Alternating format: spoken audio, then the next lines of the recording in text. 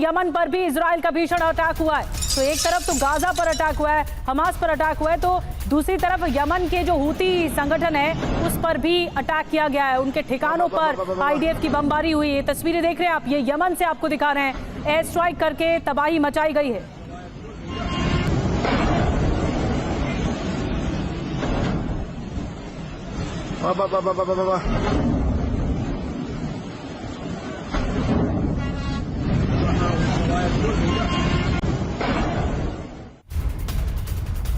और एक और बड़ी खबर आपको बता दें, इस बीच इजराइल ने यमन के 2 बंदरगाहों पर भी अटैक किया है। 15 फाइटर जेट से एयर स्ट्राइक की गई है। 35 से ज्यादा बमों ने तबाही मचाई है। देखिए तस्वीरें आपको हम दिखा रहे हैं, एक के बाद एक कई स्ट्राइक की गई, कई बम इस पे बरसाए गए। 35 से ज्यादा बताया जा रहा है बमों की बारिश की गई। 15 फाइटर जेट से एयर स्ट्राइक हुई। और एक और बड़ी खबर मिल रही है, इजरायली हमलों में यमन को भी भारी नुकसान हुआ है। इजराइल का दावा है कि सिर्फ हूती के ठिकानों पर हमला किया है।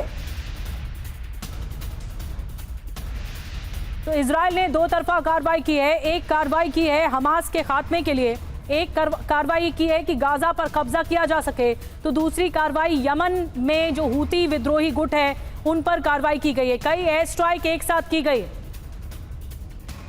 तो ये विध्वंसक प्रहार रहा। आपको कुछ और डिटेल बताते हैं। आईडीएफ ने यमन के कई इलाकों में बम वर्षा की है।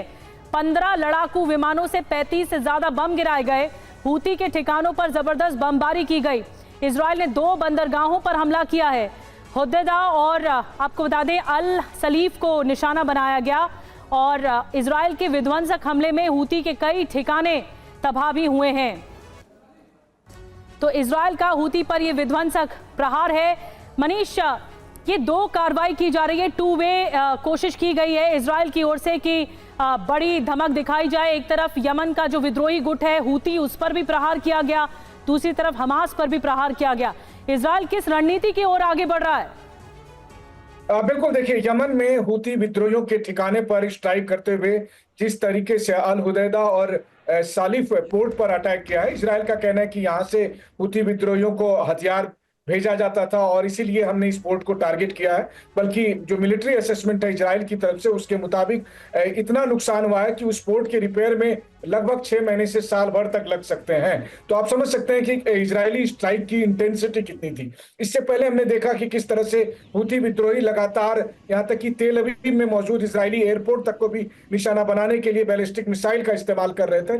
तो बार बार इजराइल की तरफ से चेतावनी दी जा रही थी और अब इजराइल ने एक बार फिर से यमन पर स्ट्राइक किया और ये इजराइल का 8वां एयर स्ट्राइक है जो उन्होंने यमन पर किया है, हूती विद्रोहियों पर किया है। और साथ में ये चेतावनी दी है कि अगर अब भी हूती विद्रोही नहीं रुके तो फिर हूती विद्रोहियों के जो लीडर हैं उनको मारा जाएगा, ठीक वैसे ही जैसे हिजबुल्लाह में के लीडर नसरुल्लाह को मारा गया था। जी, तो एक बार फिर से युद्ध शुरू हो गया है और इजराइल ने एक बड़ी कार्रवाई की है। आपको बता दें मध्य पूर्व में इजराइल ने नई बादशाहत का आगाज कर दिया है। एक तरह से ये जंग आगाज है। इजराइल ने 2 मोर्चों पर जंग लड़ने का ऐलान कर दिया है। पहला मोर्चा ये है कि गाजा और उसका दूसरा मोर्चा है यमन का हूती जो विद्रोही गुट है। गाजा में इजरायली सेना करीब 1.5 साल से जंग लड़ रही है, लेकिन हमास का जो नेटवर्क है वो अब तक टूट नहीं पाया है। छोटे युद्ध विरामों के बाद भी नेतन्याहू ने गाजा को फिर से मटियामेट करने का प्रण ले लिया है। जैसा कि मनीष बता रहे थे, अब इस पर कब्जे की जंग है।